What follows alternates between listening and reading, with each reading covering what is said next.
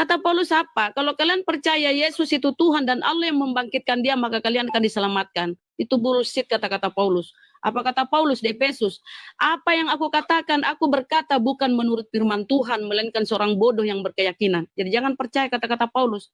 Oke, Tapi lanjut, mohon lanjut. jangan keluarkan tadi pembohong ini segala macam kepada Paulus. Karena ibu juga punya nabi, saya juga bisa bilang seperti itu.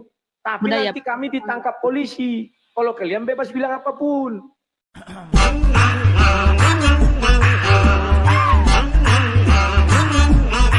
Apa adakah di Bible, Bang, jaminan Yesus akan Kristen dijamin surga gitu?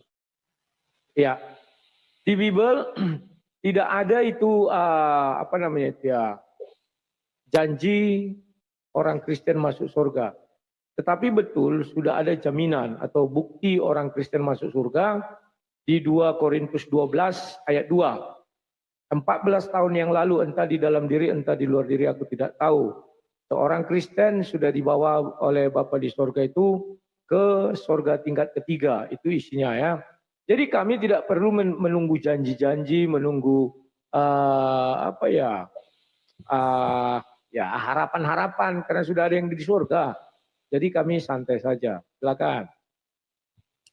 Yang saya tanya, adakah jaminan Yesus untuk saudara-saudara Kristen ini pasti masuk surga? Yesus loh, karena Yesus yang Anda tuhankan. Kan sudah saya bilang, buktinya pun sudah ada. 2 Korintus 12 ayat 2, orang Kristen sudah ada di surga. Apalagi? Itu bukan Yesus, itu Paulus tuh Korintus. Loh, saya mau dari Yesus. Sebentar, maksudnya ucapan Yesus atau gimana? Iya, ucapan Yesus bahwa kalian dijamin surga. Kalau ucapan Yesus secara langsung memang tidak ada. Karena Kristen ini kan pilihan orang untuk mengikut Yesus. Tetapi Yesus mengatakan tidak pakai Kristen, tetapi apa dibilang situ? Akulah jalan dan kebenaran dan hidup. Tidak ada yang sampai kepada Bapa kalau tidak melalui aku.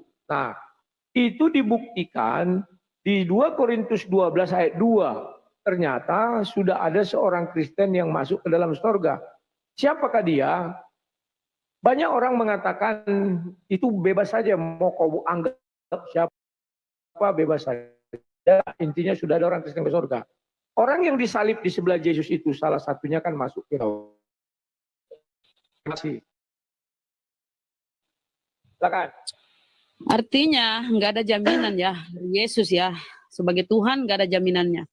Kalau di dalam Islam tuh udah dijamin ya. Kita ke hadis Rasulullah. Semua umatku pasti masuk surga. Itu kata Rasulullah ya. Dan kemudian Allah pun berfirman dalam Al-Quran bahwa bagi hamba-hambanya yang beriman dan mengerjakan amal soleh, dijamin akan masuk surga. Dia akan mewarisi surga. Gitu Bang ya. Jadi kami itu orang Islam sudah ada jaminannya. Tapi kalau kita ke Bible ya, ada kan ada data begini ya.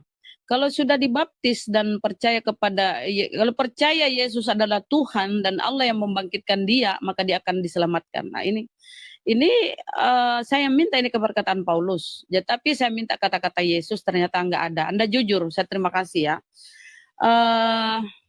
Apa lagi ya? Dan itulah perbedaan kita ya, bahwa bisa aku bertanya balik karena kan sudah nggak ada lagi. Ada lagi? Boleh. Kalau ada silakan. Ya udah kita tahu bahwa Anda sudah jujur bahwa tidak ada jaminan Yesus. Anda berkata Yesus adalah jalan.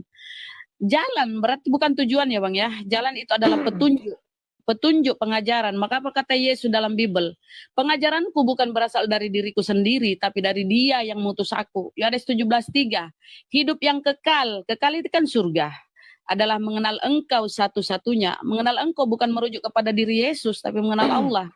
Mengenal Engkau satu-satunya Allah yang benar dan mengenal Yesus Kristus yang Engkau utus.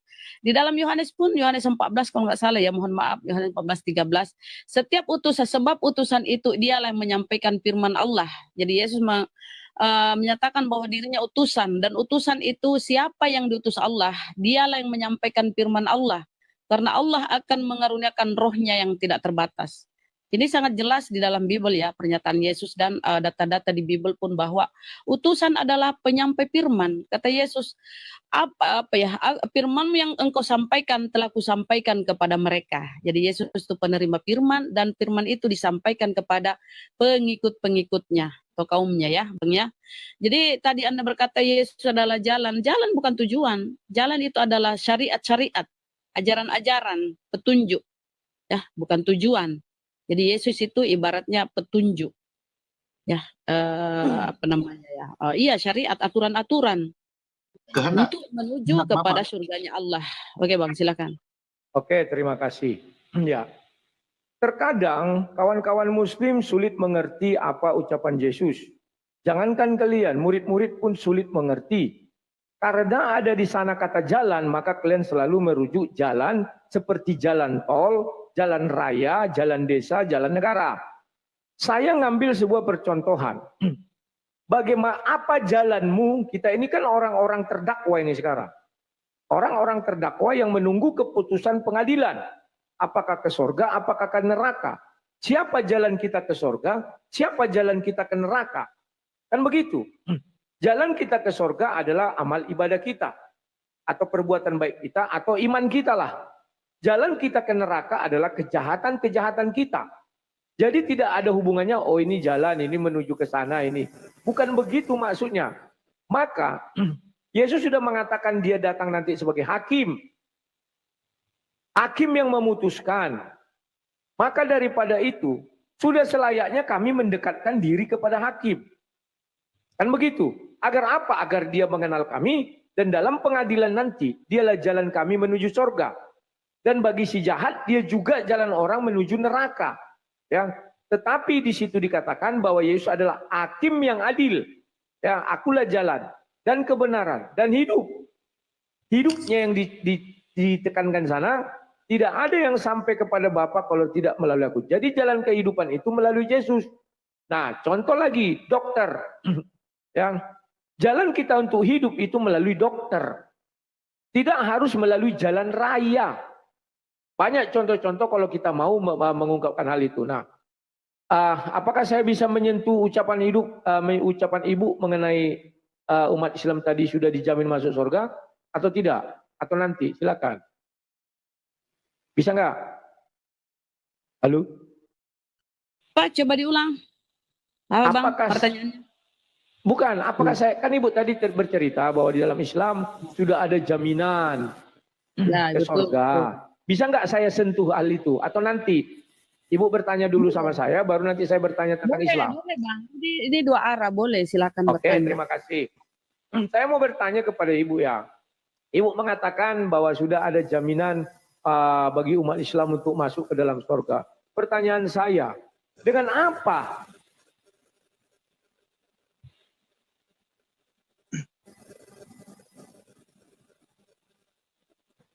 Dengan jalan apa orang Ibu menuju surga? Itulah gampangnya. Silakan. Ya, dengan berbuat kebajikan, dengan beramal saleh. Ada Bang Ali Hidayah. Ya, dengan beramal saleh. Dengan apa ya? Banyak amalan-amalan yang kita lakukan supaya kita menuju surganya Allah. Itu Bang. Perbuatan-perbuatan yang apa ya? Menyenangkan Allah lah, supaya apa ya? Kita coba kita ke ayat Al-Quran ya, bentar. Allah menjamin surga ya. Ini An-Nisa ya, coba Bang di An-Nisa. An-Nisa 122.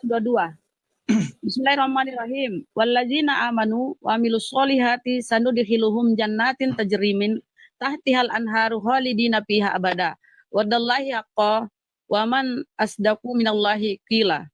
Dan artinya, dan orang yang beriman, ingat ya, beriman dan mengerjakan amal kebajikan, kelak akan kami masukkan ke dalam surga yang mengalir di dalamnya sungai-sungai, yang mereka kekal di dalamnya selama-lamanya. Dan janji Allah itu benar. Siapa yang lebih benar dari perkataannya daripada Allah? Nah, ini janji Allah ini. Ya, jadi bagi kami orang Islam itu, kalau kami beriman dan mengerjakan amal kebajikan, kami dijanjikan surga. Kami kekal di dalamnya. Jadi nggak ada keraguan bagi kami. Wah, ada Bu Uti. Selamat siang Bu Uti. Teman saya itu Bu Uti. Ya, Jadi ini bisa saya jaminannya ya. lanjutkan? Oke. Nah, sementara hadis, sedikit lagi Bang, hadis Rasulullah ya. Semua umatku pasti akan masuk surga kecuali orang yang enggan itu ya, yang ingkar, yang tidak taat, ya pastilah ini sesuatu yang masuk akal ya. Ajaran Islam itu tidak apa ya, tidak aneh gitu loh, sangat masuk akal gitu loh Bang, ya. Enggak mesti Tuhan yang harus mati disalib kemudian umat-umatnya atau hambanya yang masuk surga, enggak ada seperti itu ya. Silakan. Ya, Ibu belum bisa membedakan antara jaminan dengan janji. Janji itu bisa ditepati, bisa tidak. Tidak ada jaminan keselamatan di Al-Quran, saya sudah baca semuanya. Tapi janji iya. Kenapa saya katakan tidak ada? Karena, nah ini Ibu harus pahami dulu. Dengan apa kalian mau menuju surga? Ibu bilang dengan, dan orang beriman dan mengerjakan amal kebajikan. Siapa yang amal kebajikannya bisa melebihi dosanya? Ada enggak contoh di dalam orang Islam? Silakan kalau ada contoh, silakan. Untuk apa itu? Untuk jaminan bahwa orang Islam masuk surga. Bukan, contoh orang yang amal kebaikannya melebihi dosanya sehingga dia masuk surga. Contohnya siapa? Atau gampangnya siapa yang sudah masuk surga, itulah gampangnya. Kalau dia sudah masuk surga artinya dalam pemahaman Islam itu Bang, ya, yang punya dosa itu ya harus mempertanggungjawabkan dosa. Misalnya nih ya, kita sudah penghakiman nih ya, penghakiman. Terus ada dosa kita lebih banyak gitu ya, lebih banyak dari amal perbuatan kita ya. Tentu kita harus mempertanggungjawabkan dosa-dosa itu. Setelah itu bersih, kemudian kita kekal di surga. Begitu konsep dalam Islam. Ya. Mempertanggungjawabkannya itu bagaimana, Bu? Nah, dengan hukum-hukuman. Dihukum dia dulu. Iya. Dihukum di mana? Kalau dia tidak bertobat ya di neraka toh. Kalau dia tidak bertobat. Sudah. Ya kalau dia tidak bertobat, begini, kalau orang Islam itu ya, kita kan kata Allah di Az-Zumar ya, wahai hamba-hambaku yang melampaui batas, janganlah kalian berputus asa dari rahmat Allah. Sesungguhnya Allah penerima taubat, dan Allah Maha Pengampun dan penerima taubat. Berarti Allah itu kalau kita bersungguh-sungguh bertobat mohon ampunan kepadanya apapun dosa kita ya, selain syirik tentunya ya, menduakan Tuhan, menyekutukan Tuhan atau semacam itulah ya, itu tidak diampuni. Tapi kalau masih doa-doa yang selain itu, Allah Maha Pengampun dan penerima tobat. Setelah itu masa penghakiman, penimbangan amal perbuatan kita ya, kalau kita punya amal kebajikan lebih banyak daripada keburukan ya, kita tentu masuk surga, melenggang masuk surga. Tapi kalau dia memang jahat, kehidupannya memang bajingan, mohon maaf ya, bajingan ya, tidak, dia harus konsekuen dengan perbuatannya, harus bertanggung jawab dulu.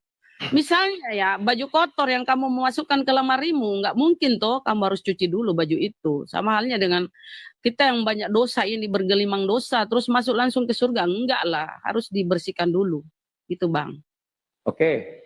Ibu bilang dengan tobatnya diterima. Cara bertobat ada sungguh-sungguh bertobat, ada yang dicuci di neraka baru bertobat namanya itu. Bu, tidak seperti itu Pak, konsepnya pernyataan Bunda Rahma. Apa yang dijabarkan tidak seperti itu. Tadi dibilangnya bertobat. Ketika bertobat sudah di penghakiman Pak, sudah tidak ada lagi pertobatan di sana. Itu Bapak harus perlu pahami.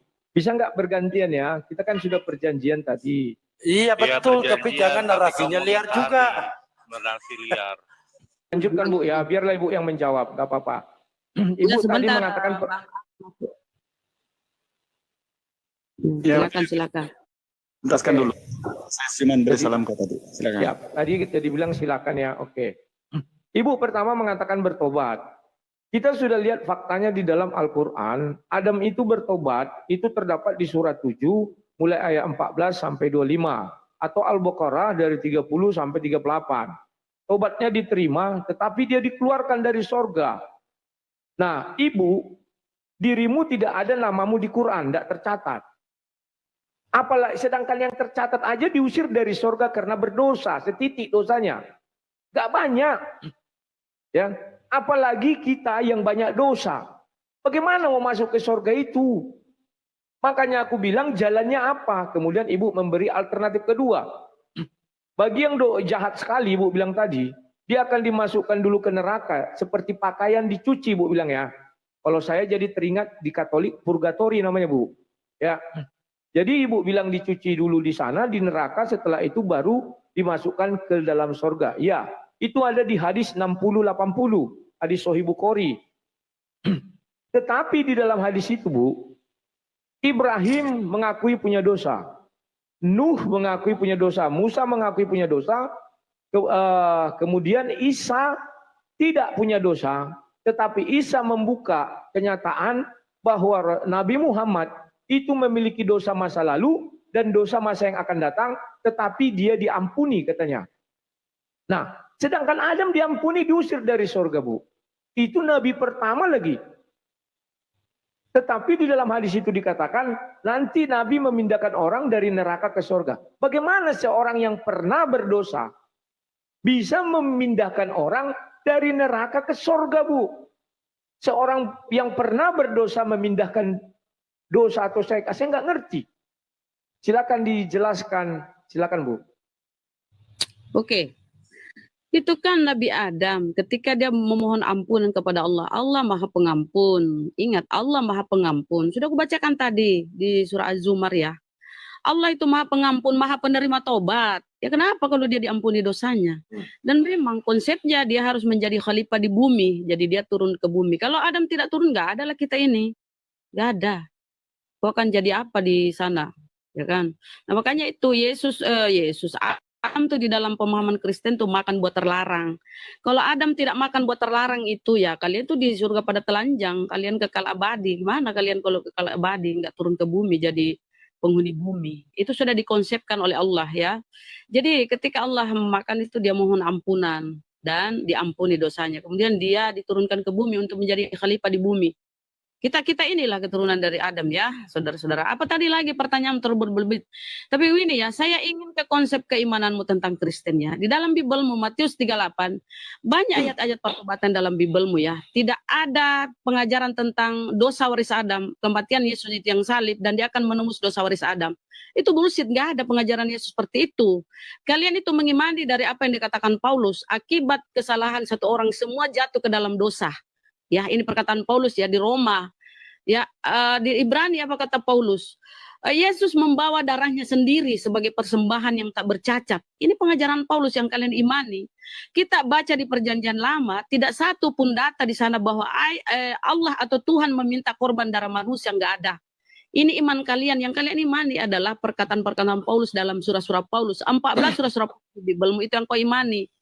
Ya, kalau kita baca Matius 38, jadi hasilkanlah buah yang sesuai dengan pertobatan. Ingat ya, hasilkanlah buah yang sesuai dengan pertobatan.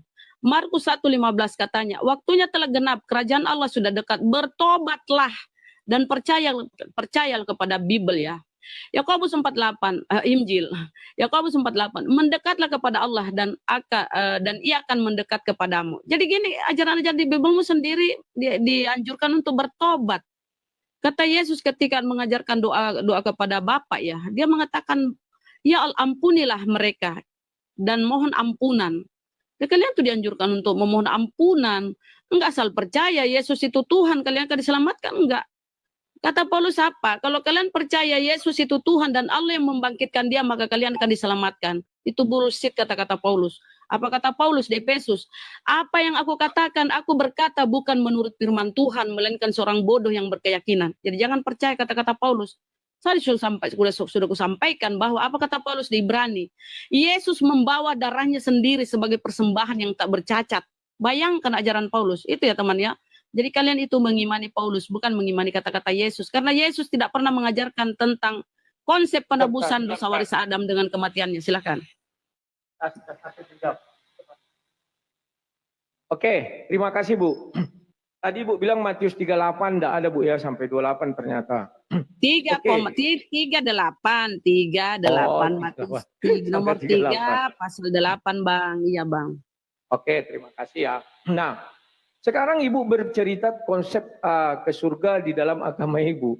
Bu, ya. Ibu baca surah 7 itu ayat 25. Di bumi itu engkau hidup dan di bumi, aduh bateraiku low ya sebentar. Di bumi engkau hidup dan di bumi itu engkau mati. Tadinya Adam itu tidak akan pernah mati, Bu. Tapi setelah dia menyentuh pohon kuldi itu katanya, maka dia mati di bumi. Nah, Ibu mengatakan, apakah itu bukan sumber dosa? Yaitu sumber dosa. Lantas dengan apa mau diselamatkan? Jelas-jelas si Adam itu tobatnya diterima. Bentar. Oh, agak berdengung jadinya. Tes, ya. Oh, saya salah. Sedikit dengung, ada dengung. Iya, karena aku ngecas. Ya. Ya. Tobatnya diterima, tapi dia diusir dari sorga, Bu. Kenapa diusir dari sorga? Itu perlu pertanyaan. Oh, karena dia ingin hidup di bumi. Memang Tuhan tidak mampu menciptakan Adam lain yang hidup di bumi. Memang Tuhan tidak mampu menciptakan manusia lain yang hidup di bumi. Dan itu jadi pertanyaan kita. Yang benar adalah karena berdosa. Dosa tidak bisa tinggal di sorga. Maka dia harus dipindahkan ke bumi. Tidak bisa di sorga lagi, Bu. Ya. Dan di dalam bumi itu dia diberi apa hukuman? Hukuman mati. Baca yang ayat 25-nya, surat 7 ayat 25 itu. Mati. Nah, ini yang menjadi permasalahan. Kemudian kalau dari ajaran Kristen, Ibu tidak perlu mengatakan jangan ikut Paulus, jangan ikut ini, jangan ini. Kalian dibohongi gini. Jangan, Bu. Karena saya juga bisa mengatakan hal itu. Tapi apalah gunanya sekarang kita mengumpulkan dalil aja, lawan dengan dalil. Kalimat-kalimat seperti itu nggak perlu diucapkan. Karena kita kalau tidak mau beriman kepada surat-surat Paulus, ya keluar dari Kristen.